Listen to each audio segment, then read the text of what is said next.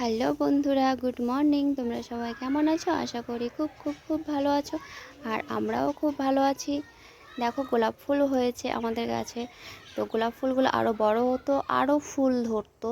যেহেতু বৃষ্টি বর্ষা নেই এখন, মানে বৃষ্টি একদমই নেই ধরতে গেলে, তো সেই কারণে ফুলগুলো বেশি ফোটেনি বা বড় হয়নি।